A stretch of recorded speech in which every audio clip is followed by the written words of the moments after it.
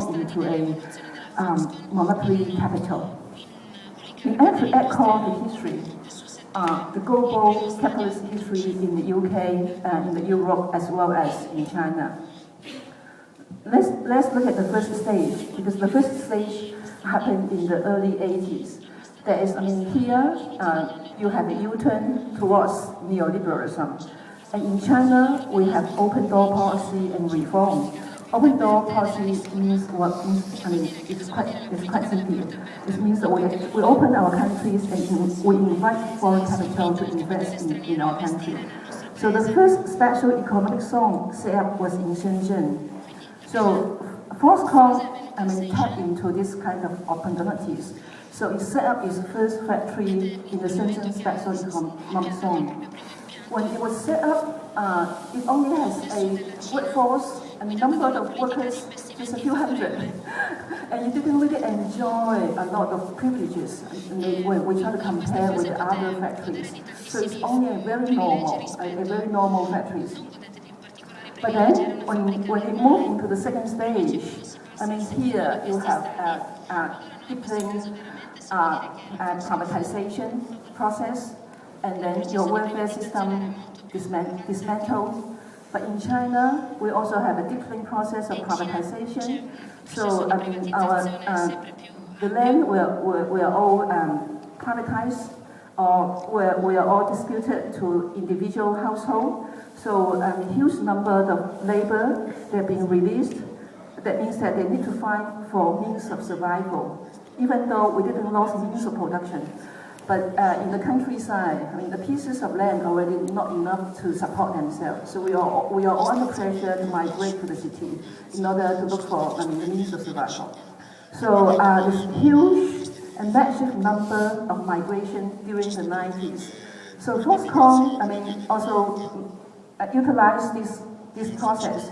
So it expanded itself rapidly. So and also by expanding its production, it also diversified its production lines by upgrading its industrial technology and established a lot more modern plants in southern China, eastern China. So Foxconn has a very strategic plan. It major located in two regions. The first region is the Pearl River Delta because of the massive cheap labor provide. And it moved up a little bit to the Kunshan. So Kunshan is the huge region for production. So that is the Yangtze River Delta. So and then Foxconn also induced the local state to compete each other. So the local government, in order to compete, to invite Foxconn to set up the factory in their own areas, so they all compete to provide discounted corporate tax, landmarks, and infrastructure and support. So when we look into the third stage, Foxconn already moved into the north, into the south, and also in the western since the early 2000s.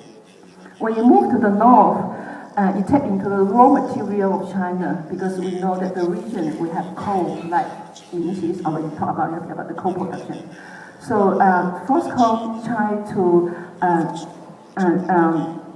link up the whole production chain from the raw material. From when you produce the case you're using the steel and up to some electronic components. So it controlled the whole production chains. And finally, it was able to convince Apple, iPhone and iPad, to give them all the production orders to Foxconn. So it moved to Chongqing and moved to Chengdu in order to set up Chongqing as the production line solely for HP. Chengdu is solely for Apple.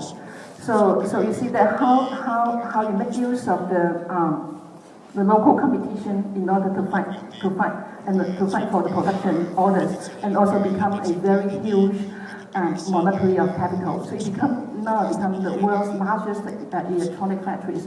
It's incomparable. The second one is almost is little bit, is far behind from Foxconn. So I would say that Foxconn now is incomparable. Nobody can compete with Foxconn. And Foxconn is not only, even though I showed you the map is a China map, but Foxconn is a global phenomenon. It means what? It means that it not only set operation in China, it also has design office, a company in Japan, South Korea, Austria, and New Zealand. And they also have production lines in Middle East, in Southeast, South Asia, like India, Vietnam. And now they also have production lines in Russia, in Eastern Europe. So wherever you go, you can find a Foxconn. And also, of course, the Southern America, Brazil and Mexico. So I couldn't find an English map, so I show you the Chinese one. Just show you, the box, the lines. There's all the production lines of Foxconn. Foxconn's global labor force is second only to Walmart. Walmart has the largest retailer with 2.1 million associates. Walmart say they don't have workers because all the workers were called associates. means that the workers are happy to working with them, so they call them associates instead of call them workers.